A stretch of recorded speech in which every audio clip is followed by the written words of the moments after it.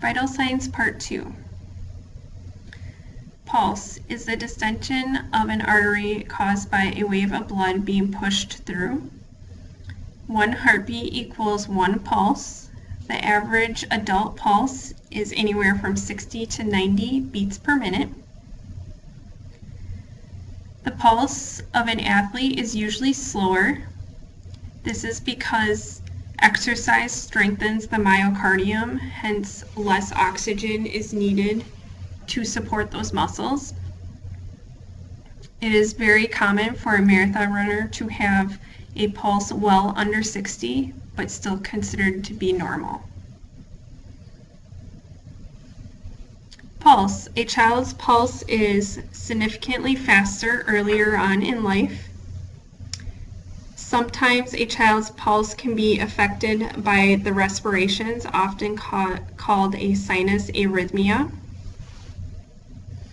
A newborn's average pulse is anywhere from 120 to 160.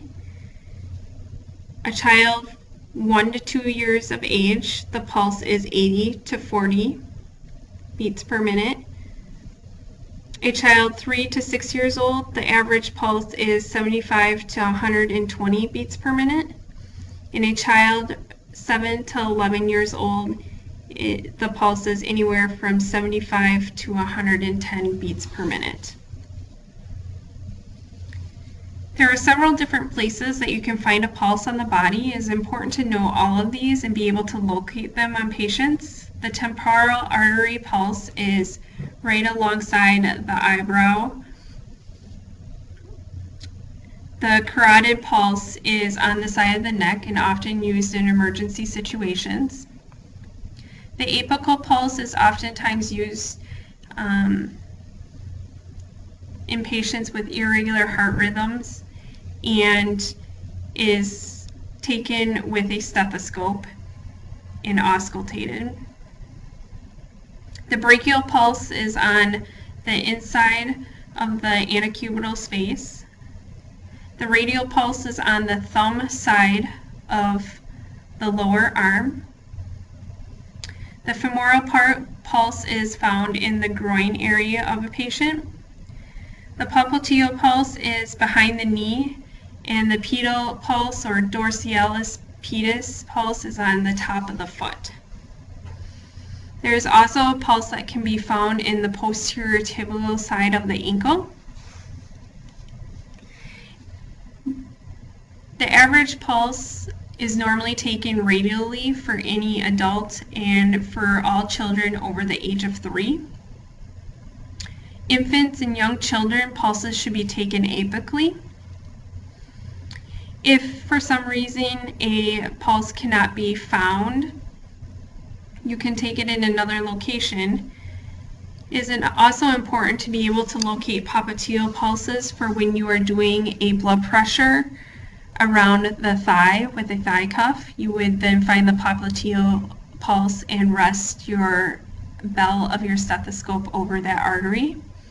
Or if you've taken a blood pressure in the lower leg, you would then place the bell of your stethoscope over the posterior tibial artery. Characteristics of pulse, obviously we count the rate, and that's in beats per minute.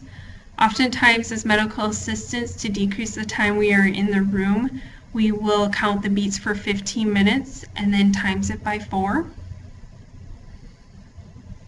The rhythm, we often note whether it's regular or irregular. Are there any pauses in that pulse? Does it skip beats real fast for a little bit and then return to normal? That would be considered an irregular pulse. Volume or strength, the pulse amplitude. A 3+ full volume pulse typically happens in people who are well hydrated, who have a strong myocardium, who exercise. The 3+ pulse is a normal pulse. Typical everyday American usually has, unless there is some disease. And a 1+ pulse is a weak, thready pulse. These are patients who are dehydrated, oftentimes. And the pulse is usually a characteristic, and this often depends on the condition of the arterial wall. The pulse deficit is the difference between the apical pulse and the radial pulse. So what we do is we take the apical pulse and minus what we get for the radial pulse, and this is considered the pulse deficit. Pulse deficit is rare, but can happen when there are blockages in the peripheral arteries in the arms. An apical pulse is a pulse taken at the apex of the heart. We listen with a stethoscope for 1 full minute. We place our stethoscope at the mid-clavicular 5th intercostal space, just below the left nipple or at the brow line of a woman. We chart as apical pulse, however many beats we got, say 80, and then slash per minute. The reasons why we take an apical pulse: obviously on infants and small children we will take an apical pulse. A patient on cardiac meds or a patient who has an arrhythmia or irregular pulse when taken radially, we will then go to an apical pulse to get the most accurate measurement. So there are 4 beats to every pulse, 4 beats and pulse to every 1 respiration. Respirations, 1 cycle of respiration is 1 inhalation and 1 exhalation. Respirations primarily under chemical control of the oxygen and carbon dioxide within the blood. It's also willfully controlled by the medulla oblongata. So you need to take the patient without knowing you are counting the pulse. So oftentimes we will count the pulse and then we will keep our place in hand over that radial artery. We will also count the respirations, because sometimes patients will hold their breath while we're trying to count the respirations if we let them know that we are doing it. However, the medulla oblongata does interfere with our ability to hold our breath for a significantly long period of time, even though respirations are thought to be voluntary. The normal respiration for an adult is 12 to 20 respirations per minute. There is also a difference between external respirations and internal respirations. External respiration is the exchange of oxygen and carbon dioxide that happens in the lungs. Internal respiration occurs at the cellular level, so it's the exchange of oxygen and carbon dioxide in and out of the cells. Rate: children are obviously faster. A newborn is 30 to 50 beats per minute, or I should say respirations per minute. A 1 to 3-year-old is 20 to 30 respirations per minute.